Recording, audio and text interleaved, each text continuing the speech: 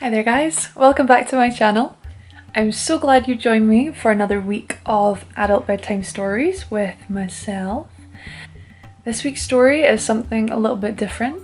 It's going to be a two-parter, so I really hope you join me next week for the second part of this story. But for now, let's read the first part. So the first part of this story is called The Hotel. So I really hope you enjoy it. And I'll just pop a little disclaimer in here. There is some violence, blood, things like that. So if you're not in the mood for it, just hop onto my playlist and you can have a look for some more relaxing stories if you so wish. The cobbles shone matte grey in the sun as they undulated over the dips in the square. Colourful townhouses towered either side as we strolled in the afternoon heat. I looked over to my companion, face determined and peaceful, as she enthusiastically ate her favourite ice lolly.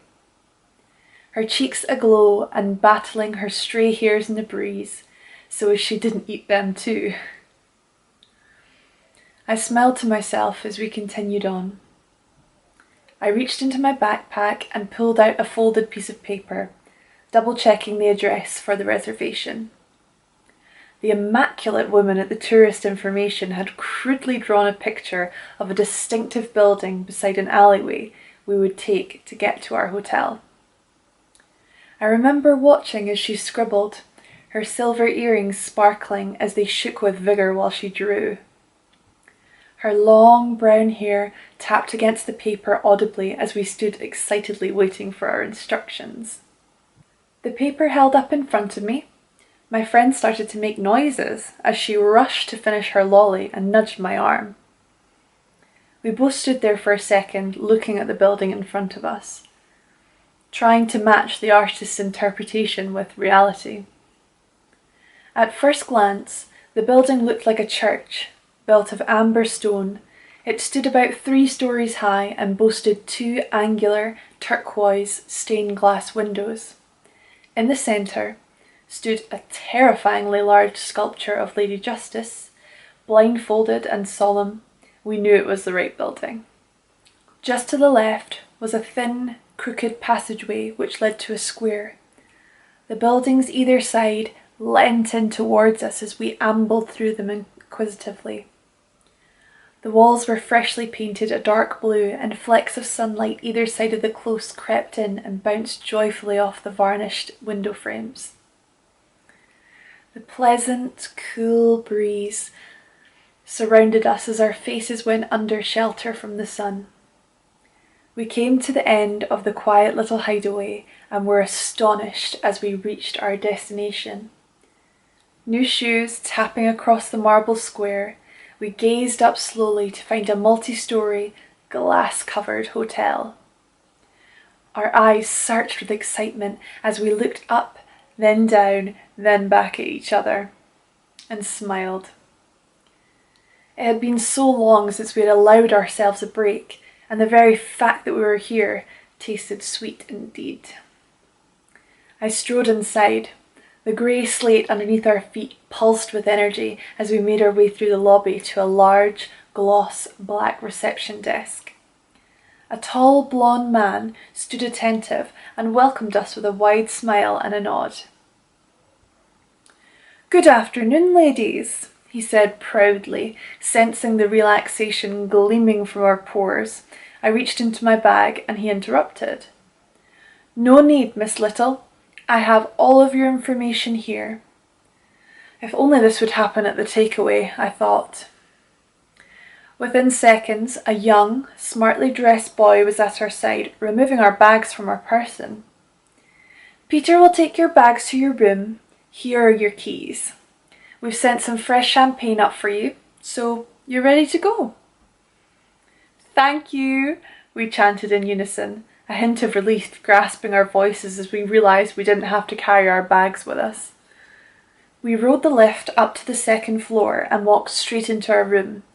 Peter had arrived already and handed us a flute of champagne each and a chocolate. As he flitted away, he said, "Call me if you need anything." We smiled and thanked him, mouths spilling over with rich chocolate. We looked ahead into our suite. The whole wall to our right was glass and led to a large, modern balcony with a green view unlike any other. We trotted over and slid the patio doors open and gazed out into a mist-covered horizon below. I took a breath. One I think I'd been storing up for a very long time. As we looked out, we could hear shouts and screams. They sounded joyful in the background of the summer evening. It also sounded like it was getting closer. Assuming it was some kind of festival, we both smiled and turned to go back inside.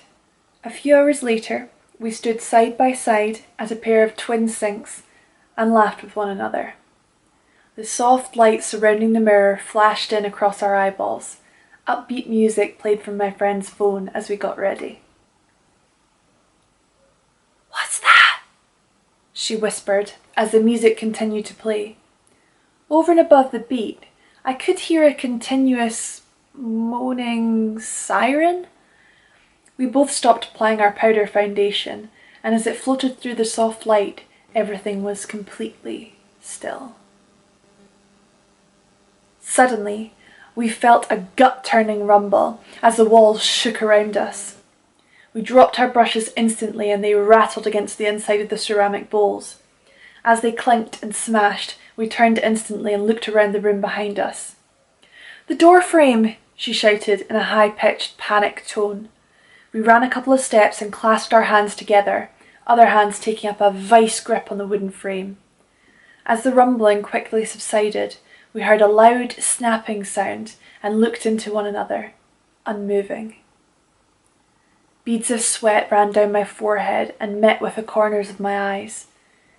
Standing up slowly, I peeked my head round the corner of the door frame and looked towards the front door. Hearing shouts and screams coming from the hallway, I edged closer and started towards the door. Still hand in hand, I could feel the sweat pouring out of our pores and meeting to cause a slippery environment between our palms. The thundering noise from the hallway became clearer, and as I leant over to place my ear against the wood from the door, it flung open and I flew across the room.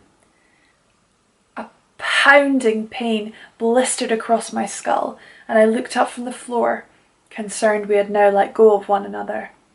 Through blurry vision, I squinted and saw a large, imposing figure stomp determinedly into the room towards my friend's small body that was cowered against an armchair back. I got up and lost my vision completely for a few seconds to try and stumble over to her. I heard her scream as the figure picked her up and walked backwards out of the doorway carrying her. I followed behind them, hoping I would catch up before they got across the threshold. As my eyesight returned fully, I saw her panicked face bursting with tears, screaming, "No, no, Juliet, no!" I reached my arm out to grab onto the huge camel-clad arm locked around her middle, passing over the threshold myself. As I looked out into the hallway, it was filled with bodies. I turned my head to the left, and as I did, as if in slow motion, the end of a long black gun smashed into my eye socket. There wasn't any time to feel pain. I was asleep instantly. So guys, thank you so much for watching. If you've made it to the end, be sure to give this video a like and subscribe to my channel if you would like to see more bedtime stories from me. And also keep an eye out next week for part 2 of The Hotel.